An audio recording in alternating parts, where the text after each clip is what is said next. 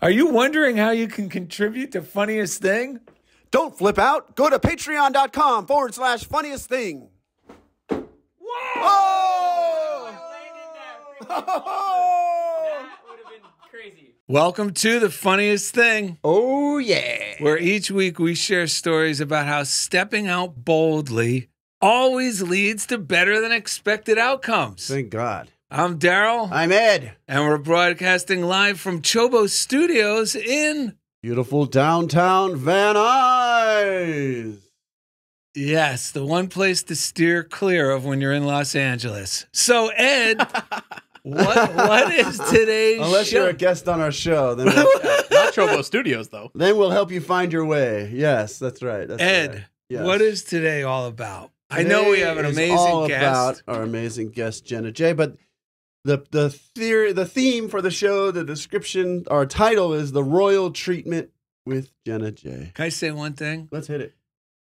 For our friends on the East Coast, we're putting a new spin on the royal treatment because Yeah. growing up in New Jersey, Oh, right. the royal treatment actually meant the opposite. Yeah. It meant you're going to really stick it to someone. Right. Oh, yeah, we're going to give this guy the royal treatment. Did Well, you give him the royal treatment? Yeah.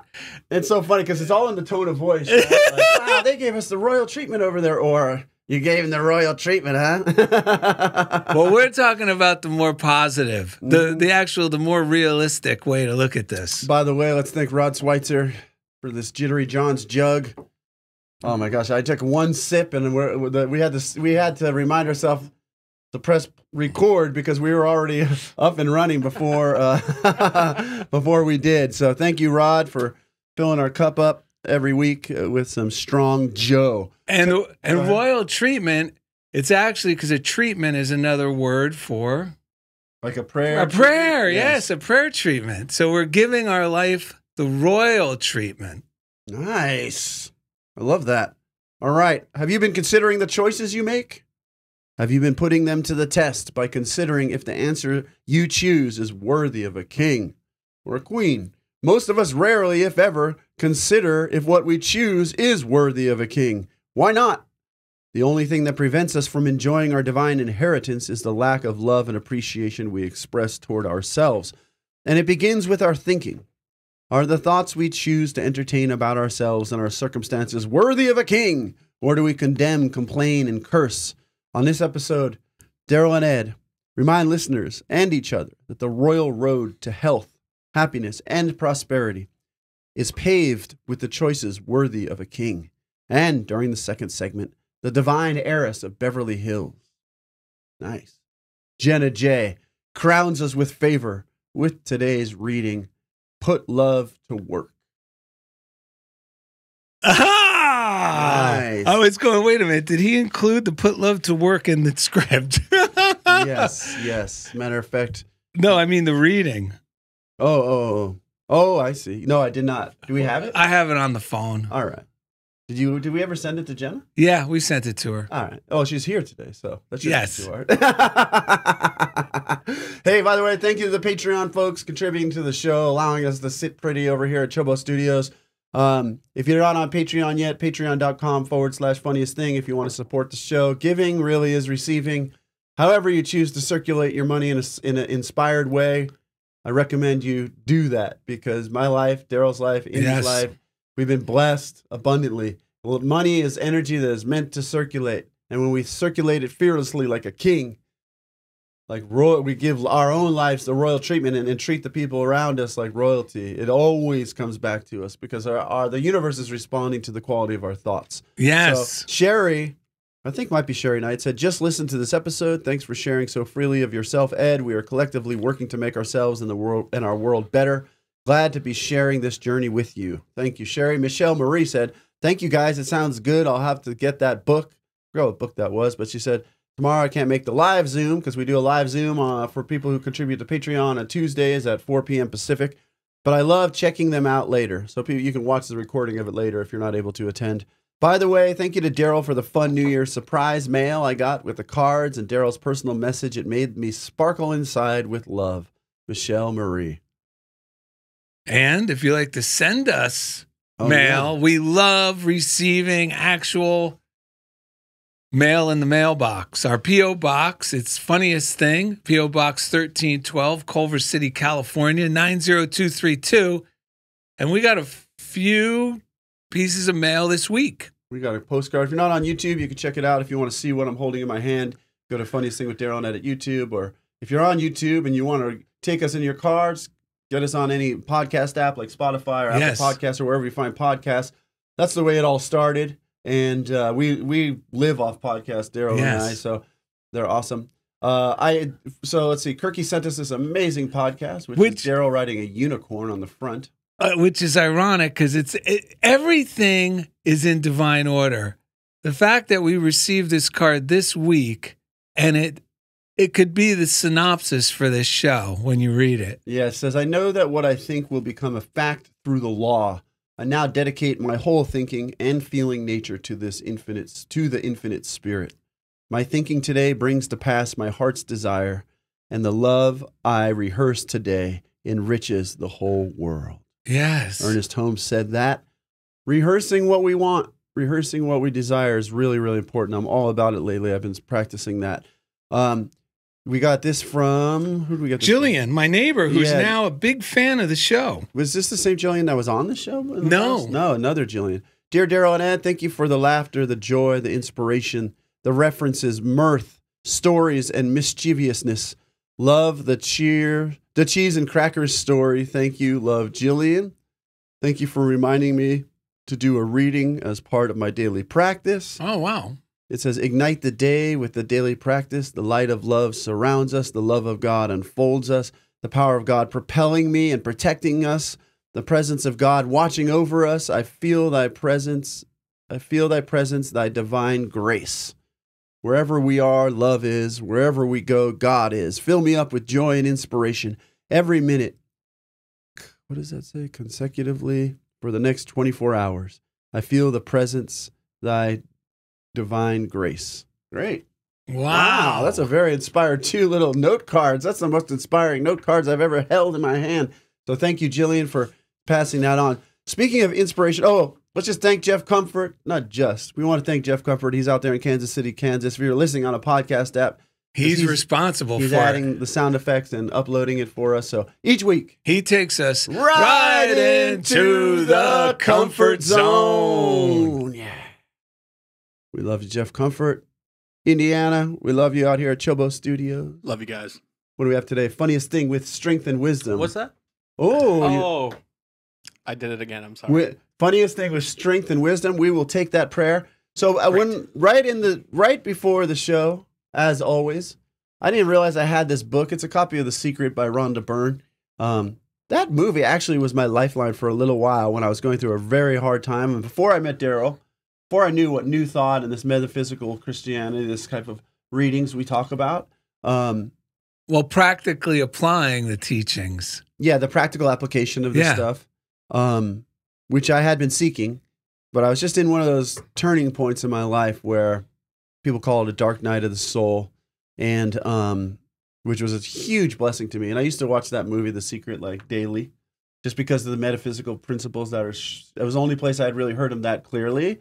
And then that led me to meet you at Agape Spiritual Center, no less. Least likely place to meet that place Bizarro. was like a hotel ballroom. It was crazy. Anyway, but I just happened to have this book in my backpack, and I opened it up, and this show is called, once again, The Royal Treatment, about really choosing to think of ourselves as we would the highest, whatever the highest, the King, the Christ within us, to honor that part of us with the quality of the choices we make, with the recognition that if we're created by God, then everything and anything is possible for us. So I've had to learn to stop diminishing myself through the thoughts I think, and instead, which is what I'm really getting into now, actually begin imagining myself to be worthy of things, receiving things. And so anyway, I opened up this book, and it has been known to happen around here, talking about kings and queens and kingdoms. I just happened to read one paragraph that says, you're the heir to the kingdom. That's straight out of the Bible. The kingdom is within you. Prosperity is your birthright, and you hold the key to more abundance in every area of your life than you could possibly imagine. You deserve every good thing you want, and the universe will give you every good thing you want. but you have to summon it into your life. Now you know the secret. You have the key. The key is your thoughts and feelings, and you have been holding the key in your hand all of your life. Yes, because what inspired this title of this show was there's a short film out. You could watch it on YouTube. Oh, yes. And you're not going to believe how this turned into the show we're talking about. You never know where Fazzaro's going to find the good stuff. Yeah. You never know where the message is going to come from. Yes.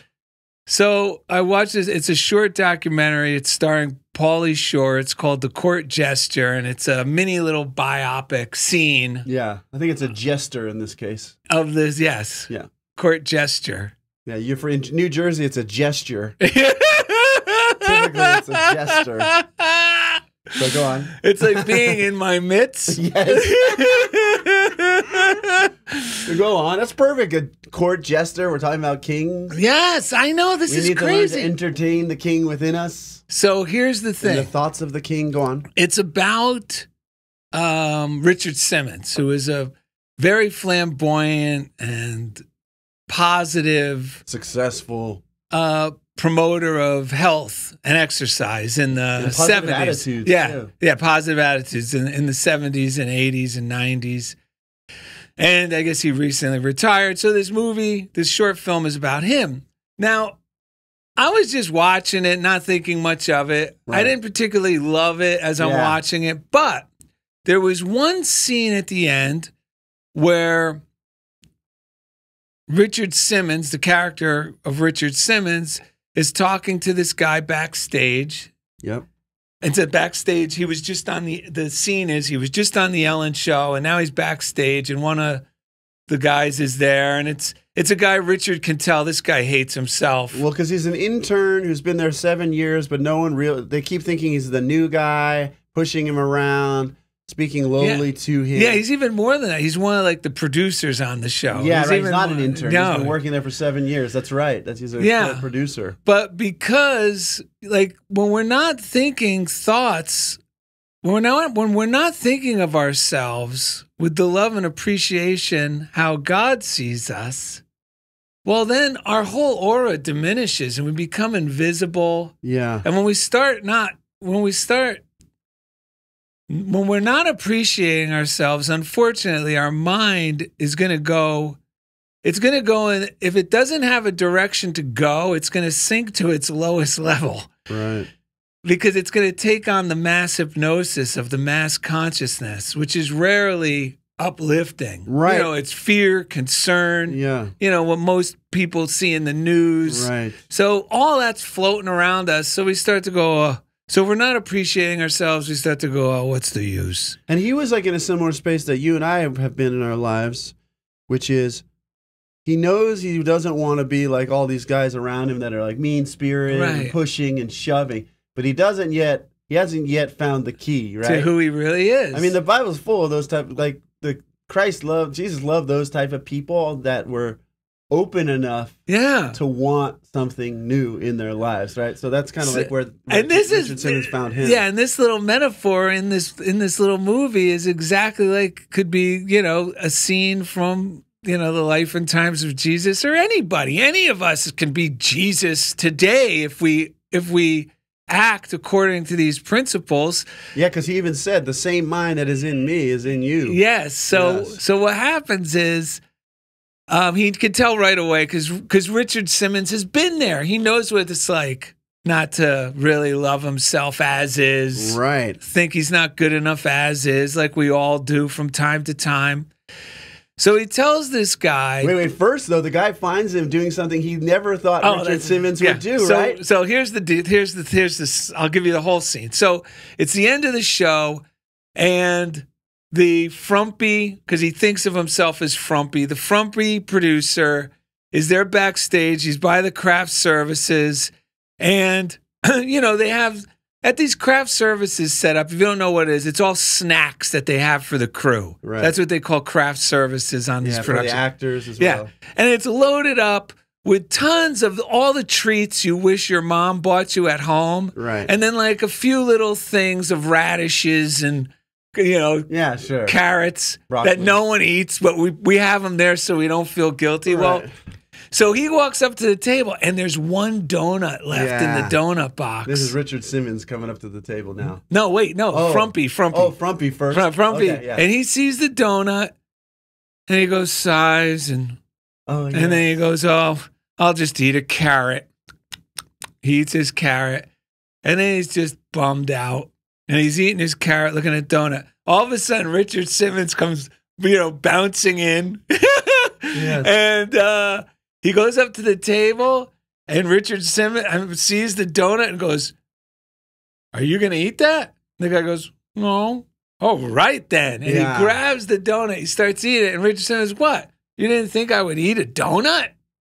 And he explains to the guy, basically, that he's learned, Richard Simmons, through appreciating himself, Yeah. that he could pick and choose the things and the moments throughout his day that will really delight him, that won't harm him. Yeah, he says every day he chooses at least one moment where he just gives himself like the joy, Yeah. joyous moment, that a pleasure and satisfaction, and just treats himself with love and gives the little kid inside what they want. Yes. Yeah. And he says, because when I wasn't doing that, I would eat 12 of these donuts in one sitting. right. He goes, it was my only friend. Yeah. And he said, he's walking away from that. He goes, you got to remember. He goes, you are a king.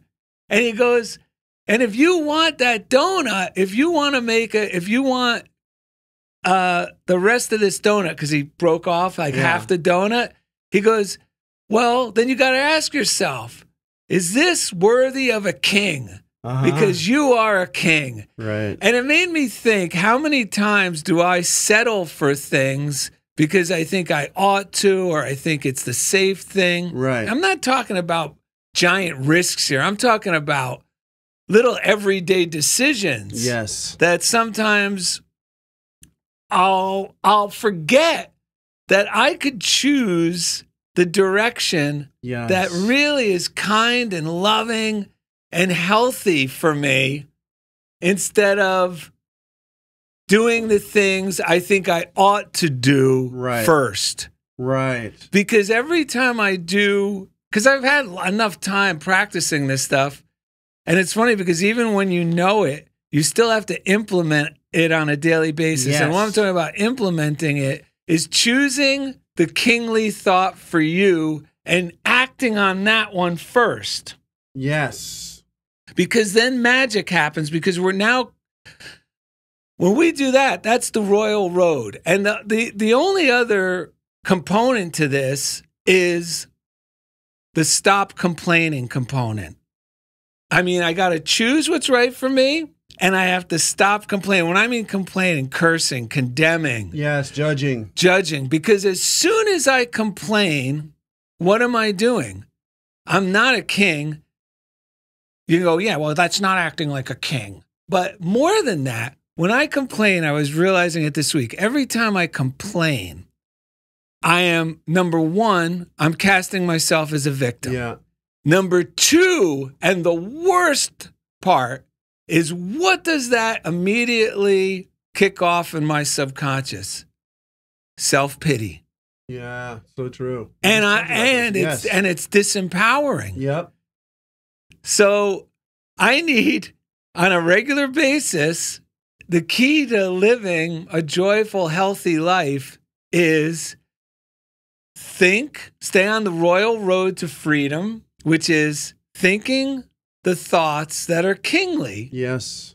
and avoiding the temptation to find excuses that get in the way of these choices I'm making. Right. This week, I just got over the worst cold, ladies and gentlemen.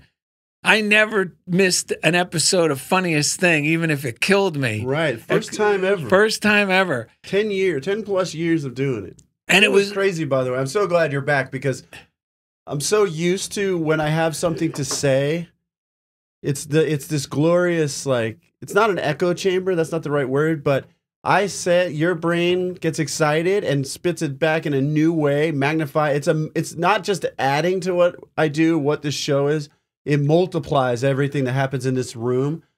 So it's one of those blessings. Like it made me appreciate you so much more because, you know, like when you create and you collaborate with someone, you can want to collaborate with people, but when you find someone who naturally there's a collaboration that actually works. I was telling Kirk earlier. I'm sorry to cut you off, but it was such a big moment for me to appreciate what we do together. Like in music, when you harmonize, it's not just the two voices that you hear. There's these harmonics created. There's notes that are not even being sung that you start to hear. And it's magical. I mean, that's why it hurts. Yeah. And that's why that's what I feel like when we create this show. And that's why you start saying, and then we're like pulling things out of the ethers that are just, it's multiplicative or whatever that word is. And so welcome back. We're glad you're here. So is that song you used to sing when you were a kid? It takes two to make the things go right. Yes, it takes two to make it out of sight. There you go. Two or more are gathered. That's it right there. Wow. Yes. So anyway, go on. Well, now, when you are sick and you don't get sick that often and it's really sick, and this made me think of our friend Stephen Bruni, who's been on the show many times and is actually the best, man. You know, actually our guest today is his fiance. Yes. So we're going to be seeing her soon.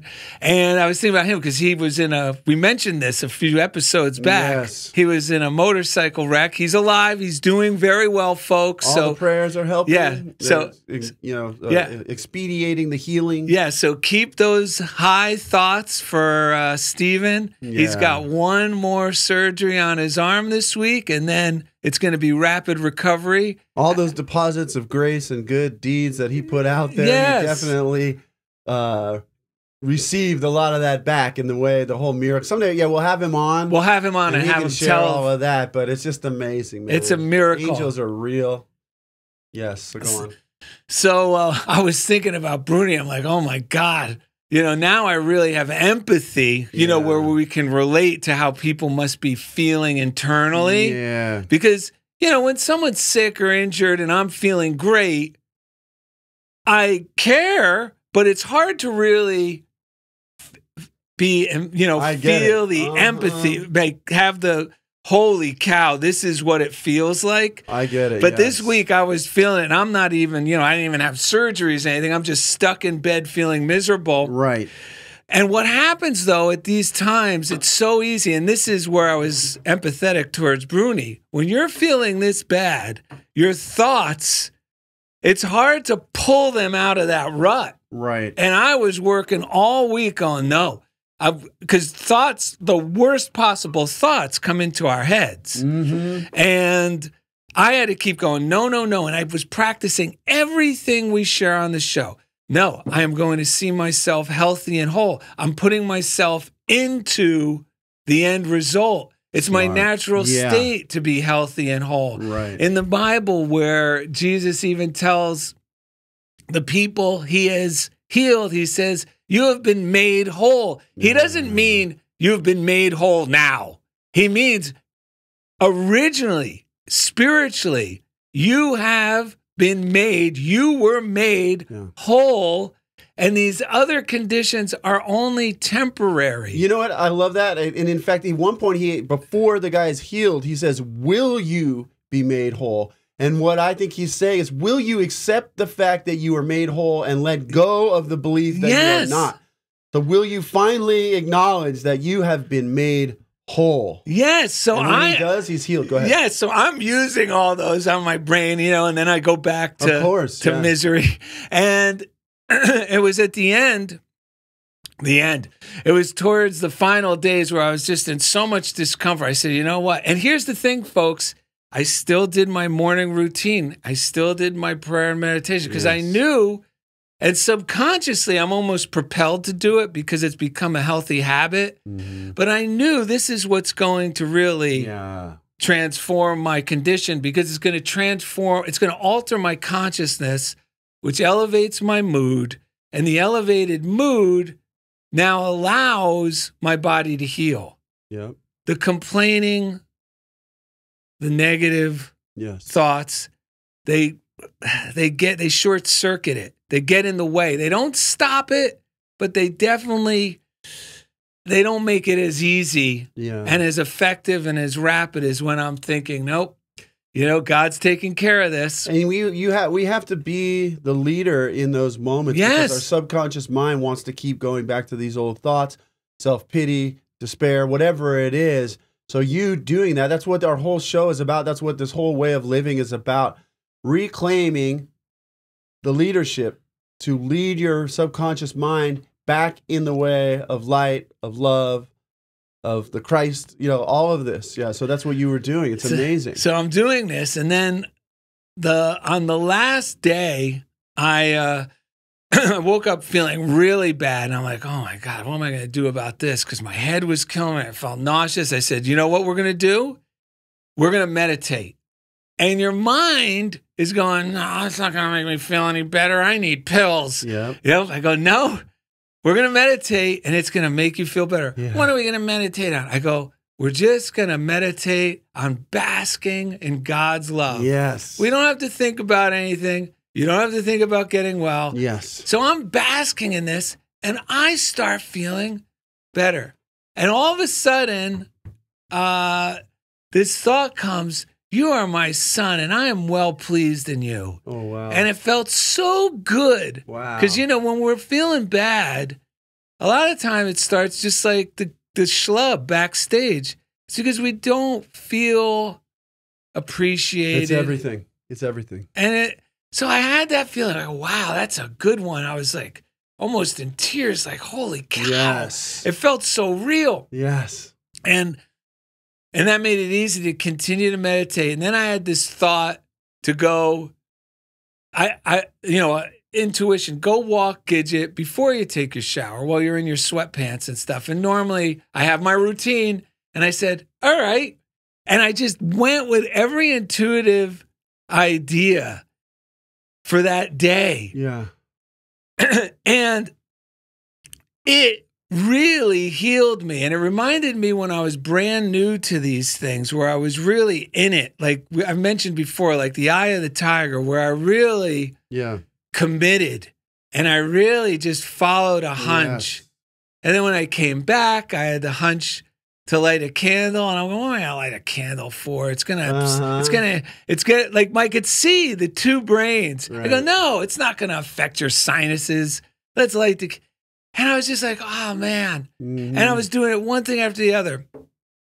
And then since that day, I realized, being that under the weather, and even like when I thought of Stephen after that, it's actually, I needed to have the reset button. Yeah.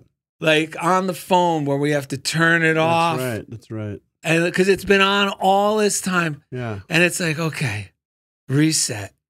And since that, within this very short period of time, miraculous things have occurred. On that Monday, my friend who owns the bar down in Newport Beach reached out and said, hey, I'd like to have a mascot. I'm thinking about having a mascot for the bar. And I know you're, really, he appreciates how I draw. So he said, do you think you come up with some? And my little me is going, that's really, I'm saying I'm not capable of that. Right. That's what the UG is. Enough. Yeah. It doesn't say that. It says other things this is going to be a hassle. Yeah. Because if it has that really bad feeling, there's something else down there. And this is where these choosing like a king thought. Choosing like a king is listening to the intuition. Choosing like a king is not buying into that. This guy said he respects the way I draw. He appreciates it. So the next day, I made myself go. Yeah. I said, I'm going to I invited you to get a burger down in that area. So I'd be forced in that area. Newport Beach? Newport Beach. Newport? Because you were at No, Redondo. Oh, okay. So Redondo Beach. Yeah. So I pull into the place. He tells me some ideas. The next morning, that day, I'm going, oh, wow, I'm going to have to think about this. No, Daryl, we could start sketching right now. Yeah. Kingly thought. Yeah. And then I sketch a few things. The next morning, I sketch a few more things. Boom. The very next day, 2 great logos that I love, Yes. that I like. I sent those in, and since that day, there have been many other things. I had the hunch I got to do this article for Recovery Today magazine because I've been sick for a few weeks. I don't even know when they're due because the guy's really laid back. So I have a hunch to do an article called Experience and Upgrade. That's the title. And it came because Nancy Norman says that once or twice, and I like that. I always say that too about my hip when I had those screws in there. I always refer as the time I upgraded my hip. Yes, so we're going to experience an upgrade. I write the article. I ask I'm finishing it up, and I text the guy. His name's Rob Hanley, the editor of Recovery Today magazine. Hey, when are these due, by the way? Yeah. And he goes, by tomorrow if you can. And I said, not a problem. And he said, by the way, I had brain surgery on the 4th, but I'm doing good now. And I'm like, wait a minute. I go, I'm more blown away that you had brain surgery 2.5 weeks ago, and you're so happy. And he goes, yeah. He goes, I consider myself Rob 2.0. I got an upgrade. I said, what? I said, do you know what the title is I had for this article? Wow. Just that day I wrote the title. I go, experience an upgrade. He goes, holy cow. So these are just real short. No, they're mind blowing. They're nothing examples for to share with everyone. That's how it works, dude. I was thinking, we shepherd the mind to the real shepherd, which is God. Right? Like that's why I loved being raised and like the Catholic teaching of this guy Jesus, who just, no matter what the world threw at him, he knew, like, no, my Father in heaven's going to take care of it. So I shepherd myself. This is not just mental will. It's like I shepherd myself out of all that will into willingness, into the will of God. And then God, the real shepherd, starts to blow our friggin' minds. Marianne Williamson, and we'll go to the break. We'll do Williamson, breath, break, bring in Jenna. She says, on saying yes to new beginnings, our very cells respond to the thoughts we think. With every word, silent or spoken, we participate in the body's functioning. We participate in the functioning of the universe itself. If our consciousness grows lighter, then so does everything within and around us. This means, of course, that with every thought, we can start to recreate our lives. In saying yes to new beginnings, we begin to bring them forth. Yes. All right, so let's take a deep breath. This is inspired by Daryl's writing.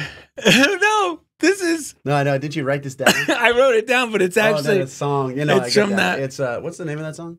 No, it's the movie, the show. One Day at a Time. One Day at a Time. My wife used to live near Schneider. The actor. The actor. Oh wow! All right, let's take a breath. This is life. It's what you get. So go and have a ball. This is it. This is life. It's what you get. So go and have a ball. This is it. This is life. It's what you get. So go and have a ball. Coming up next. I added the This Is It. I wanted This Is It in there. This is it, baby, and it's only getting better. The divine heiress of Beverly Hills, Jenna J, crowns us with favor with today's reading. Put love to work, for crying out loud. Thank you for listening to Funniest Thing with Daryl and Ed from Chobo Studios. All right, everyone, welcome back. Funniest Thing. Today's show is called The Royal Treatment. Just kidding. Today's show is called The Royal Treatment. We have none other than Jenna J with us in studio. How are you? I'm great. How are you guys? Oh, my God. We're excited to have you here. I'm so excited. Yeah, thanks for taking us up on the offer to stop by. Of course. Yes. And thanks for praying us in before, by the way. Yes. Always. Yes.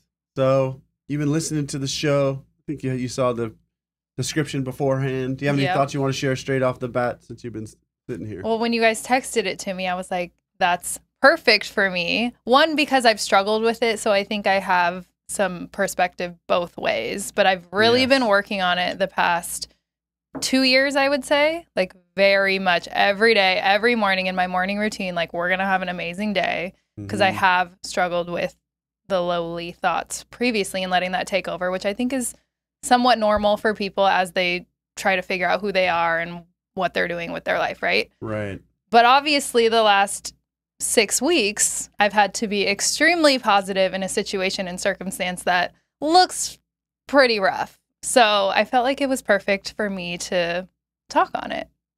So I'm excited. Yeah, beautiful. Yes, we're very excited to have you here. Our listeners, it's no secret. They know Stephen Bruni. He's been on a few times. Yes. And that's Jenna Jay's fiance, folks. Recent fiance. Yep. Yeah.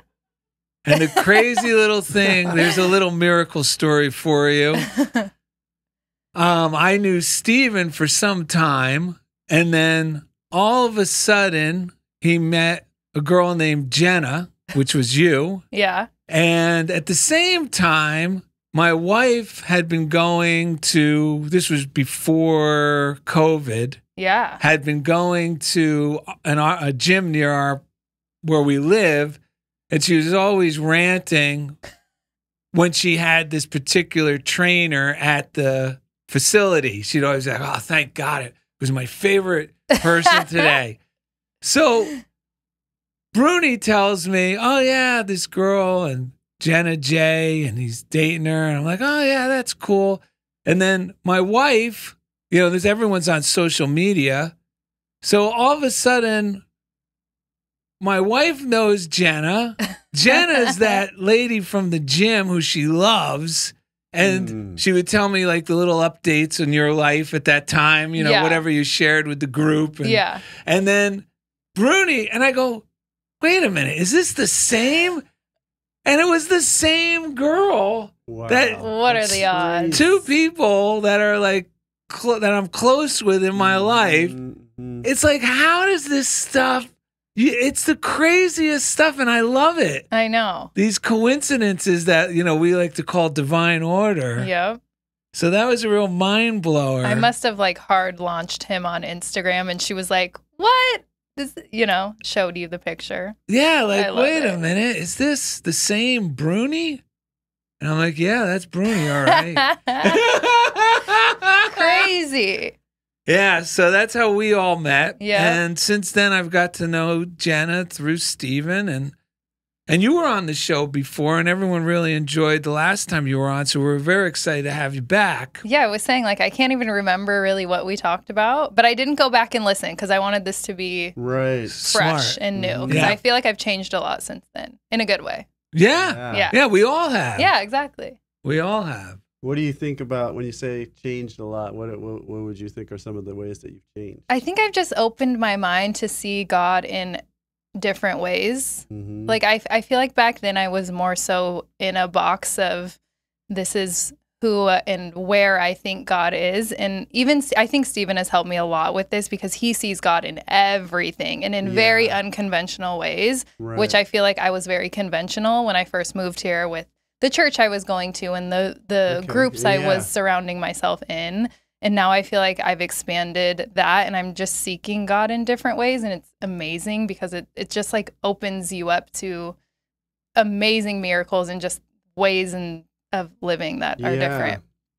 What do you think it is that keeps people like sort of, I don't know, clinging to the box or feel threatened about going outside of it? Like, what do you think it is that keeps people doing that? I don't know. I think honestly, it's the fear of what people are going to think if they're like, Yeah. well, I seek God in this way. And somebody's like, well, that's not where he is, because Right. everybody has their own opinions and people don't want to stray necessarily outside of the norm Mhm. because of fear of rejection or somebody's going to think that I'm Yeah. this or that. And so they kind of stay with the status quo. Right. And your guys' way of thinking and even Stephen's way of thinking about God, I was like, this is mind blowing. I can't believe you Right.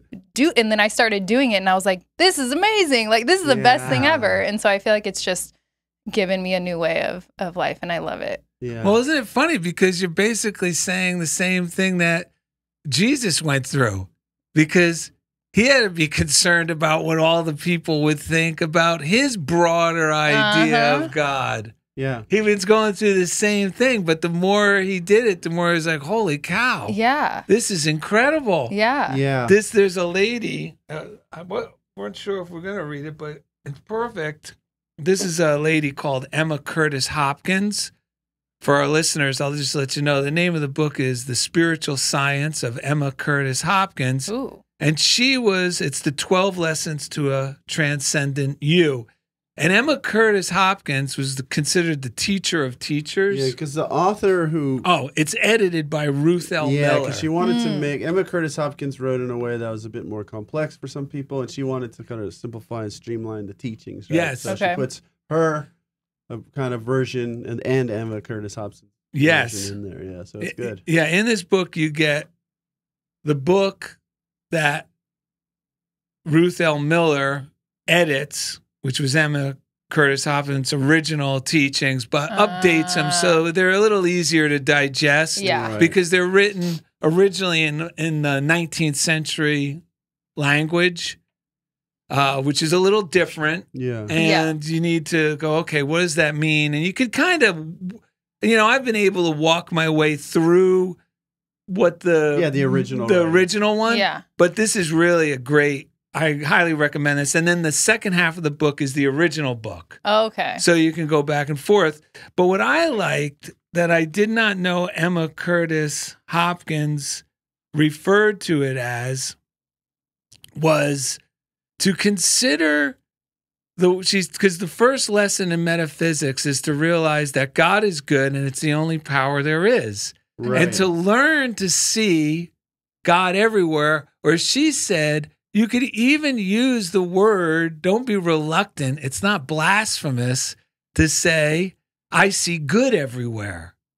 Because that'll help your mind get into that, because we know what the word good means. Yeah. But sometimes the word God is not only can be abstract, but also can carry a lot of psychological baggage from, previous teachings that we learned or superstitions people we knew had about it. Yes. So she's like, it's okay. You could throw it out the window. And she even explains how, and this is Emma Curtis Hopkins talking, how other religions would use the word good, like the Buddhists, and they would use it for the same reason. So I started doing that this week too. Instead of always seeing, God is all this, I go, wow, good is everywhere. Good is in that. Good is in this. Yes. Good is, and it really starts to make your mind, you can feel your mind tingling and changing as you're doing it. That's right. Like, then you especially can't in see traffic. bad. Yes. If you're only seeing good, then there's no bad that's allowed in. And that's the whole point of the exercise. That's the point. Because now you're getting elevated into the real kingdom of heaven right now. Yeah, and all the stuff that would be called bad or sin is really a misunderstanding and illusion. So I can only really see one or the other. I can't see both at the same time. You know, Right. like not in the real sense, like we're talking about where I really feel it. It really is a different frequency. And I'm glad you said rejection before when I asked when I asked you the question about why people stay. I was thinking that word, and it's something that I'm healing in my own life right now because I was raised Catholic.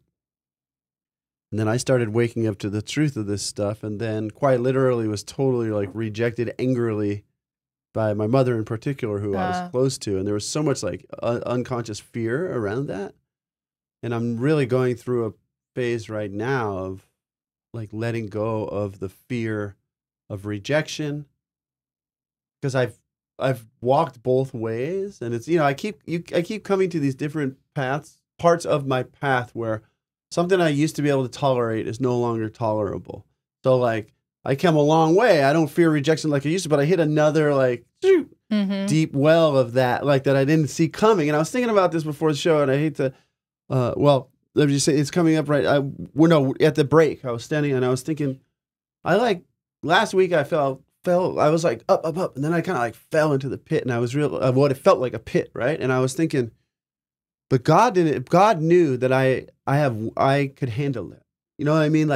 There's and I even knew before I fell in that I could handle it. Mm-hmm. But then these certain patterns and things came up that I had to face, and they were scary. And I had so much self-judgment and I was rejecting myself. I had taken on the rejection that had been shown, you know, and it's like, it's been a very healing week for me, but to re-accept and love myself and continue practicing Daryl's version of forgiveness, which I love, which is to see the people I'm thinking about happy, whoever it is. And I was on a roll with that. And then all of a sudden some things happened and it made it challenge. All of a sudden it was like, oh yeah, you like that, right? So let's take it to something that it's not, you know, like at first you're like, this is great. And then all of a sudden it's like, oh, that, you know, it's like, but I've been using it. And when Daryl was talking about his healing with his cold, it's like, I thought about something Emmett Fox said, which is, once we change our subconscious mind, once our subconscious mind shifts back into wholeness, our body cannot do anything but heal. Yeah. But if we try to, like, when I used to try to force my body to heal first without changing my mind, that's backwards. We're retraining ourselves to realize that the kingdom is within. This body's not doing this to me. This is an outpicturing of something that was going on in my subconscious mind before, and it's on the way out, and the pattern will try to convince me, no, I'm the one making it, but I have to then be the shepherd, the king, because there's a guy, Kenneth Gray, who taught us, like, what's on the throne in your consciousness? And the only way I know is, how do I feel? If love is on the throne, I feel friggin' amazing and limitless. Yeah. And I see only good. If fear is on the throne, I don't see any of it. I doubt myself. And then I start to find ways to be manipulative to try to regain my true power that I feel like is lacking, right? So, but the real key, and I've been practicing a lot of visualization and imagining lately, the real key is to get that fear off of the throne. And it takes vulnerability and it takes like surrender. Get the fear off the throne. Like, I have a lot of meetings for school and stuff next week, and the fear is trying to tell me what Daryl was saying. You got to do this now. You got to do this before you feel good. But I have time to do this stuff. I'm good at it. But the fear doesn't know that, seemingly. And it's telling me, no, you better do. You're already in trouble. It's not going to. And I got to put God, put love, put me as a royal, the son of a king, like, back on the throne. Because you think about who's ruling my inner kingdom. That's what this question is. Like, who is actually ruling my inner kingdom? Because if it's love, which is who I naturally am, I feel so good. And that's the only way I really know. Like, I could put on a million faces. I could convince most people that I'm happy at any moment, but that's fine. But what really matters is I know who's ruling my inner kingdom. Yeah. And when fear is on the throne, per se, it's because you're worried about the outcome of how it's going to be and you're not able to control it. Right. So that's where I am. I'm like, okay, I'm fearful that Steven's not going to get better. It's because I'm trying to control the doctors and I'm trying to control when he's going to heal. Yeah. But then when I put my control aside and say, God's in control, that's why the funny story, when you texted me, you didn't even know I needed this to the degree that I needed it. But he was like, here is your affirmation for the rest of the time that Steven is in the hospital. God is taking care of it. Yeah. And he, sentence by every text you would send me, the end of it would be, God is taking care of it. And you didn't know how bad I needed that, because there are days in the hospital when you're like on a high, everything's going great. He's not in a ton of pain. And it felt like every other day was great. And then there was a low day and then there was a high day. On those low days, I needed that affirmation of God is taking care of it, because I could not control one bit of what was happening in the entire situation from the moment I found out to today. Yeah. I still can't control what's going to happen and when he's going to heal and how it's going to be and how many more surgeries, all of those things. So that is where the fear comes in. But when I let go of it and I say, God is taking care of it, then that's when the fear goes aside and you just trust that it's in God's hands. Yeah. And that's when the Bible quote too, that's when I'm transformed by the renewing of my mind. Because that's what it really is. It's making my mind new again. It's gotten clogged up with all this nonsense. I love what you're saying there. And it's one or the other. Mm-hmm. You know what I'm saying? Like, I can't, and I'm seeing this more and more in my life. I can't say, I know God's taking care of it, but I'm also going to act fearfully, and it short circuits everything. No. And I break down until I finally let go and go, no, actually, this is real. God is real. This good the good is real, then it's really the only thing that's real. And actually, that stuff that I thought I was doing was helping is actually getting in the way. Yeah. Right. Yeah. It's like I know another one that helps me with like God is taking care of it. When I was concerned because Lori was having some things getting checked out with doctors, and I know that feeling. It's like, am I supposed to like? Your mind thinks that you're supposed to worry. It thinks like that's being a thoughtful person, but Yeah. no, it's not. No. So there was this other affirmation in one of my, it's called, oh, look, I can't believe it. I think I got it right here. Or I might not. It might be in my other little booklet. Yeah, I think it's in my other booklet, but it says, we've all heard let go and let God. But this one said, let go and let God. And I let go and let God work in all my affairs. And it allowed me, I can let go. And I let God. God is working on Lori as I let go. Yeah. As long as I'm not letting go, I'm not allowing that to work through me. Like I'm not adding bonus healing power toward her. I'm like kind of withholding the amount of blessing that I can allow to flow towards Stephen or Lori or any concern. Or a project you have. A project, anything. Yeah. I was going to say that the fear thing is, this happened to me at work yesterday. Like I have 3 meetings on Tuesday, Wednesday, and I could go, 3 meetings. It's not even that big a deal. One of them, I mean, they're for students and their plans, but 2 of them, very minimal. But don't tell the fearful mind because it wants to make that into a story. Yes. So I was going to say that when I was afraid of it, until I put it into God's hands, it's like it's a double whammy because I'm afraid to even look at it. So then I'm never going to get, like, I'm working against myself in both ways. But yesterday, I put it in God's hands. God's handling all the information I need, because that's a big thing. I need to gather information to put a program together for these students for the next year.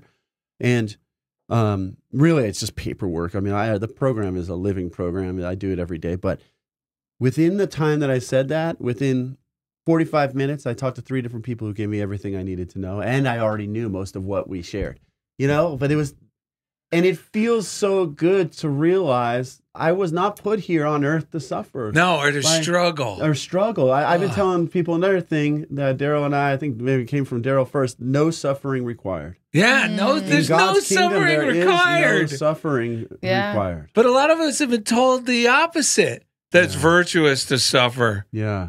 That's why a lot of us get in the habit of complaining about our job. Like, you think you got it bad.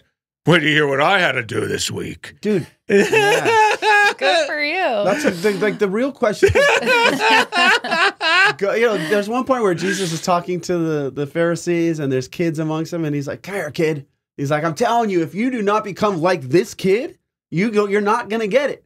So that makes me think, like, no matter what it is, what if I just made it funny and fun? Yeah. What if the same thing, whatever it is that I've been holding as something I need to be afraid of or serious, and Daryl and I say seriousness is just fear pretending to be an adult. Yeah, grown up. So whatever that thing is, what if I approached the same thing, whether it's going over to my in-laws or going to school? What if I just didn't carry it at all because I knew my father had my back anyway. The kingdom's within me, and my job is to release it. And I said, how much fun can I have? And it's transforming this thing, because I've talked a lot about transforming my job, wanting to do other things. But what's this transformation of it while I'm there and not being afraid anymore is opening the door quicker than anything else. It's the loaves and the fishes. I was thinking about this morning. If we look at what we have and think it's not good enough and think that, but when I get that other stuff, then I'll be good, we're never going to get it. But if I look at the loaves and fish that I have, whether it's my job or my relationship, and I bless and magnify and multiply the good that's already there. Like today I was in the ocean. It's a small, funny little thing. I mean, simple, silly thing, but I was sitting there and there wasn't that many waves coming. And part of me, no waves. But I was like, dude, I live in Santa Monica. There's no one else out except my one buddy. The sun's shining. I get to surf. And then as soon as I started multiplying the loaves and fishes that I had, I have a car that I like to drive in the lot. I'm going to go do a podcast with you guys. Jenna's coming in the studio. Wow, we were excited about that. Yeah. All of it started I magnified what looked just like little bit instead of cursing it. I blessed it, and it blessed me, and it's continuing. It's amazing. I mean, It's this so stuff good. is so mind-blowing, Yeah. right? Because it's the opposite of what fear might be doing the right thing, but if it's done out of fear, it's not going to work. Yeah. No. But okay, so question for you guys, because I feel like people don't know where to start when it comes to this stuff. Yeah. So what you're doing sounds insane. Like, how am I going to go sit in the ocean and then start thinking about all the good stuff? Like, it sounds crazy to people who have Yeah. never done it. Yeah. What do you think the first step is to starting this process? Well, I think the very first step is you got to be at the point where you want a change But I was just, and You you're gotta willing to open your mind to what's being suggested. Or because what's being suggested, here's the thing. I think from my own experience and people I've known who've been through a similar getting to where I am today from where I was, there's this underlying notion within, I think, everybody that they know there's something more, yes. like this God idea. I didn't know it was the God idea because I just thought, because the way God was presented by the people who presented it to me, it just seemed like Yeah. it doesn't really work. It's just old stories. How is this going to help me? But when it's presented in a way where it's presented in this way where it's accessible and practical, where we don't know if you understand this stuff, Yeah. like almost like saying, you know, that God you have a problem with is not the one I'm talking about. Right. And you just check out some of these new ways that new for us, they're not new ways. I mean, Jesus was the one who was saying this stuff over 2,000 years ago, and he wasn't the only one. I mean, if you look back to all these, almost all the religions seem to have the same open-minded, loving ideas of a power greater than ourselves that we all have access to. That's really flowing us in the right direction. Yes. If only we'll cooperate with it. And we're denying it. So the first, like we've been the ones denying its existence for ourselves to believe in on a personal level, not convincing anyone else to, but just so we could see, does this stuff really work? And then once I'm willing, like I want to make a change, then you got to be willing to try it, Mhm. you know? And it starts with doing a morning routine, even if you don't believe in it. Like I started off, I didn't believe in it, but the guy said, look, man, if you do this for 30 days, which was just 7 minutes of prayer, like, and reading from some of these inspirational books, in 30 days, you'll be amazed at how much your life will change for the better. That's what I wanted. Yeah. And it seemed so much more palatable than, because the way I'd been trying, like, was always trying to, if I could just get it right and get these people to do this, and if I didn't make so many dumb choices, and then it would be good. But this is saying, forget about all that. If you just read books, like 7 minutes of readings in the morning, and all that's going to change, then that's what got me to commit. Yeah. And when I started sharing that, and it worked, I was like, I couldn't believe the changes that were happening. And that's when I really that's what convinced me that, holy crap, it really is an inside out Yeah. existence.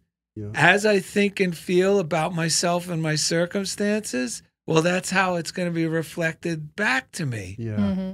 And that I am my own prophet. I don't need a psychic. The things I'm telling myself about myself and about my circumstances are going to become my future. It's the direction I'm headed. Yeah. That's why Einstein said that the whole quote is, imagination is more powerful than knowledge.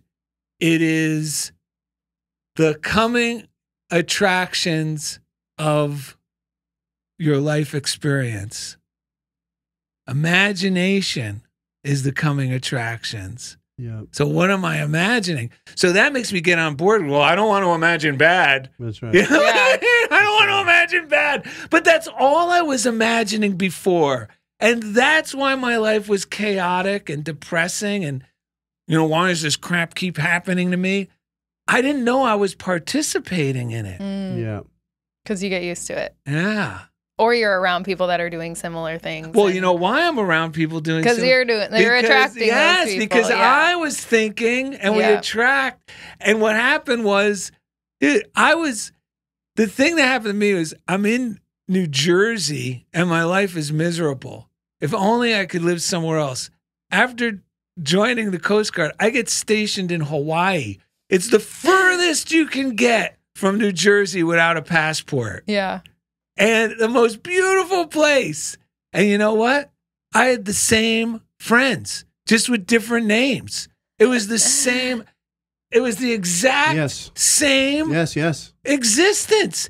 But what happened was, deep down, because I knew I was in Hawaii, it was obvious to me it's not the environment. It must be me. So it was almost like the perfect storm for me to be introduced to this Yeah. stuff.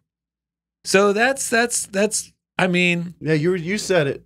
The people that same. My first thought is they gotta want it. Like, yes. because the people who want it, you in the beginning you prayed for those who have ears to hear, Yes. and I was thinking, so those are the people we want to speak to. If they don't have ears to hear, because when we hear it, all I've really been ever wanted was someone who gave me permission to believe that crazy stuff that I already sort of knew was real. Mm. Those people, I counsel different people voluntarily. People call me, and I can tell the ones that drain me and I have to stop with are the ones who they don't really want it. They Someone argue else- against it. They argue against Yeah. it. Maybe someone else told him to come, but there's one young man who's in his early 20s, an amazing filmmaker. I've known him for a really long time, and he wants it. And we talk, and he does it. And he's not doing it. It doesn't work because I say it works. It works because I tell him, look, this is what I've been doing in my head. Mm-hmm. And then he goes and does it. Oh my God, it worked on my head too. You know what I'm saying? So it's those who have the ears to hear. And this is why I'm going through, I know I'm about to take a leap into new things, but I did this before when I left LA Unified, and I thought I'm just going to jump like Daryl, but I didn't handle the fear underneath that was keeping me there. And I went through hell, literally. But the hell that led me to where I am now. I met Daryl. I got all the stuff. I got a master's in spiritual psychology. I found all the stuff I was looking for, but it was really, really difficult. So right now, I know what I'm doing on the level of my mind, imagining, changing what I'm imagining. Because as soon I know when that, because I've done it before. I know when that clicks. Daryl always says it. When my subconscious mind accepts it, I'm out. I'm going where I'm going. I guarantee. I know that, and now it's the one part no one can see. Only one who knows it is you and you and you, like in me. Mm-hmm. That's the only one who really like. I know whether I feel it or not, and that is real. I mean, and it's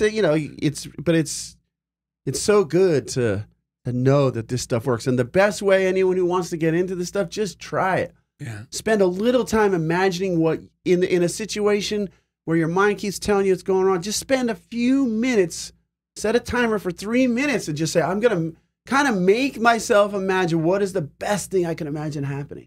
And watch what happens. Because all it takes is the faith the size of the mustard seed. All it takes is a tiny little opening. It'll happen. It can't not happen. Yeah. I mean, Yeah. unless you're really actually thinking bad stuff. But Yeah. if you give it a shot, it'll work. Yeah, and the worse you're thinking, the more you're going to be blown away by, like, God loves people who rail against it, because somewhere inside them they're railing against it because there's another part of them that knows it's already true. Yeah. I mean, that's the story of Paul, right? Saul, getting converted, right? He's like killing, you're wrong, right? Like killing Christians. And then he turns out to be the one who's like converting people. Yeah. No, this stuff works. But believe me, I used to be pretty extreme against this. Yeah. Yeah. If it works for me, it'll work for you. True. Yeah. I love it. Well, there's two other things I just want to add. One is that I found very helpful to myself is asking God to inspire me and motivate me when it comes to doing the things I know I would like to do. Yes. Because then it becomes so easy. But because the other day when I was thinking about doing that article, because I just did those drawings for my friend at the bar. So I'm feeling high. I got a creative high. Magic happened. But part of me said, oh, if you're going to do this article for this magazine, it's got to be due this week. You know, you were sick. And he never told me the date it is due. So I was just always each month kind of guessing. So I go, I got to do it. And my mind started to go, but that's going to be difficult. You got to come up with an idea for the article, and then you're going to be hunkered over your computer. Your neck's going to hurt. And I had to go, no. God's going to inspire me and motivate me. Yeah. And it's going to be easy. I'm going to let it be easy. Yes. Yeah. So this is when I know my mind's clicked over, even with scary decisions. It's when the enthusiasm to go for it outweighs the concern about what may or may not happen or what it's going to take to do it. Right. Or what I'm going to have to give up or what. Yeah. It's like once that enthusiasm is just at 51% above concern, all of a sudden Game it's over. like, ooh, I get excited. And then the thought came, Daryl, you don't have to be hunkered over your computer. What do you mean? Like, this is the inspired thought versus the little me. Because, you could talk to your computer and it'll write it. Yeah, but nope. You can just talk to your computer because that's the dictation, even in Word. Technology. So, all right, boom. And I just started talking, reading notes I had. I was like, oh my God, this is incredible. Yeah. And then Amazing. then you press, check the edit and it'll show you the little words that are, okay, I can fix those. I was like, this was the easiest one ever. That's awesome. That's amazing. Let it be easy, man. And the other thing I want to bring up is when Ed was talking about who's in my throne, in my brain. Some folks aren't going to like this, but I know this is my big problem with who ends up in my throne. Uh-huh. Whoever I'm judging, Yeah. they're now Yeah. ruling my kingdom. Yes. And is my number one. I love that. I don't know why I abdicate the throne for these people, Yeah. but I do. And all of a sudden I go, Daryl, stop. You're judging. So I really have to bless these people. And one thing came to me because the topic of the show, I wrote, this Are is you just. talking about crowning people? Yes. Okay, good. So I was thinking, because some people are sticklers. I mean, in my mind, this has nothing to do with them out there as people. It has to do with, I allow some people to be sticklers. The irony is, it's not even that person. It's the idea and feelings that I've attached to that person within my own mind. Right. But there's some sticklers. There's a neighbor of mine. I bless him. I feel good. And then I think about him again. You know what I mean? Sure. So I wrote to myself, King, because I was thinking about, sorry, this was the 26th. So this was this was the 25th. So I wrote this to me 2 days ago, but I already knew the title, so that's in my mind. Yeah. I wrote, remember, you have been anointed king and have dominion over all your circumstances. Rule with love and faith, because love and faith is the magic. Because love and faith, the story of where Peter and who's his buddy? Peter and was it Peter and Paul? So Peter and Paul, when they ascend, that's when the magic happened. When they ascended up the mountain, that's when the magic happened. Well, in the Bible, the esoteric meaning of Peter and Paul is love and faith. Paul's love and Peter represents faith. Yeah. So when I rule with love and faith, magic happens. Yes. But I wrote, if someone is upsetting you, it is an indication that they are in need of my blessing. Yes. Yeah. And I put blessing. And you know when Because bless and bliss. bliss means seeing them happy, because they're synonymous. Yes. The origin of the word of blessing and bliss. Yes. So, when people would go during like medieval times, oh, king, please. Yes. What did I say it earlier? Grant me your grace. Grant me your grace, king. Yeah. So I have to see when people are upsetting me, and this helped me. I got to put myself back in the throne and go, wait a minute. Like, it's disturbing. But they're really just asking for my, you know, like a king to yeah. give them their royal blessing. That's right. So I wrote, as a good king, I have the power and authority to crown them. No, I mean, Yeah. no, I mean, actually put a crown on them Yep. with love, crown them with love, joy, happiness, peace, health, and prosperity. It's my kingly duty and enables God to replenish my soul Yes. by allowing Yeah. his love, not my hate, to flow through me and That's heal right. the world. Yeah. So we got to start crowning these people. We do. Everybody. Everybody. We're going to Yes. do a lot of crowning. Yeah, I agree. Dude, this stuff, yeah, because you have to take yourself out of the fearful position to even believe I'm worthy to bless someone else. 'Cause Rob Leashock gave me a great suggestion. He's like, I feel like he was relating to me. He's like, you got to be the lead singer of your own band. Your life is the band, because I like to sing in front of bands and stuff. But he said, he said, a long time ago as an actor, I thought I was a character actor, so I'd act all these weird characters. And then I started seeing myself as a leading man. And it totally changed the way now I'm like being myself, and I am the leading man. And I think about that because the flip side of condemning someone is there's another part of me that'll think I'm a little character actor and I need to go and kiss their behind and somehow beg for forgiveness. And now both sides of those Are terrible. I'm either like the executioner or the guy begging, and neither one of those is worthy of who I am. So when I remember who I am and start just valuing my love enough to send that person love and blessings and joy, it automatically reminds me of who I am, and I'm free. The other day, there was someone that happened, something happened with me, with this teacher last year I told you about. I talked about where misunderstanding, and I ended up talking to a bunch of people, like nothing bad came out, but I ended up having to have a couple conversations, and there's a misunderstanding. Some reason I noticed, like, this person would either trigger me of wanting to judge her or beg her for and I started to say something like from that beggar perspective, and it didn't, the feeling wasn't good. Later in the day, when I was just being myself, I was like messing with the school nurse, pretending I was like a cat scratching on the window. The same lady came in and she saw me being myself, and she's like, and we went back to us being like a loving friendship. And she's like, who are you trying to scare now? You know, like it just reset everything into its proper perspective. There in a you way that go. I couldn't have forced. But all right. So we have a reading to do before we get out of here too. We don't do. All right, let's hear that. I do have it. Let me scroll back into my archives here. We're scrolling back in time. Okay, I got it. Got to get back in time. Put love to work Yes. is the title. Love. I am putting love to work right now in all I think, say, and do. Real love is more than just a feeling. Real love goes to work. Many times our hearts are filled with gratitude, yet we never take the time to express it. How often do we say, I really should call this person or write a letter to that one, only to go on our busy way? Love must be expressed. Whenever you feel love for another person or for a cause, welcome this wonderful feeling and do something to keep it alive. Know that the love you feel is the very Spirit of God indwelling you, trying to express through you. As you put this feeling to work, you are the hands of God. Beloved, let us love one another, for love is from God, and whoever loves has been born of God and knows God. 1 John 4:7.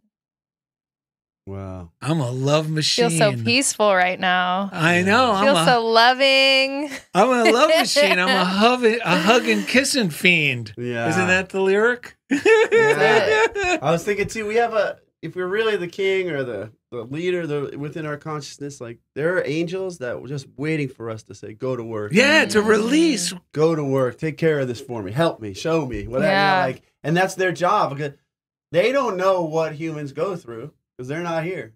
Unless we tell them what we're suffering, because it's all just illusions in our mind and this reality. Oh my And they're just God. waiting for us to give them the word. This is a good way to see it, because from a lot of during my day, if I'm sitting on the throne and I'm forgetting I have these angels that I could release to really do love in the traffic, to love anywhere I'm going. Traffic. I know, but I could release them, because you know what? I just realized, because now my mind took in that whole picture. Yeah. And I saw them Here's the throne, and you have those big royal red curtains. Yes. Yeah. And all the angels are back there, almost like knights with their swords up. But now I'm not putting words. They're smoking cigarettes. I was thinking the same thing. And they're all bored going, waiting. Yeah. What are you doing? I don't know. He never asked us to do anything. This job stinks. Yeah, this guy's a Well, bum. I know. But now I'm like, I don't want to do that to these angels. Yeah. Oh. They have all like this armor and they're all excited. They have arrows that shoot love at people. They're going to cut away negative feelings and illnesses from people. And they're back there like bored out of their minds because I'm not Because releasing you're trying them. to do everything yourself. Yes, it's horrible. Our life can be so easy. Let's release the angels. Let's My friend calls release it, the Step up to the angels. podium. Step Yeah. up to the podium and be like you're the.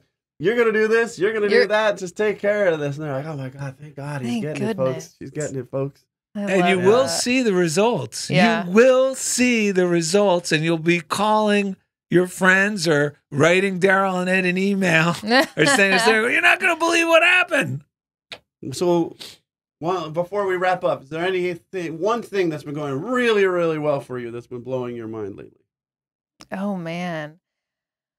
Well, honestly, Steven being alive is literally the best thing ever. I think, it's just shown us what actually matters. Yeah, So yes. literally the only thing that matters. That's why I was not even upset to have to go to the hospital every single day. I was like, I get to go to the hospital and see him. A lot of people in this Yeah. same situation would not get to do that. So instead of I have to go and do this or I have to work as well as take care of him, it's like I get to do these things. He's alive and I get to still have him in my life. So that's literally the best thing that's happened. Yeah. And I'm just so That's a grateful for big that. one. Yeah.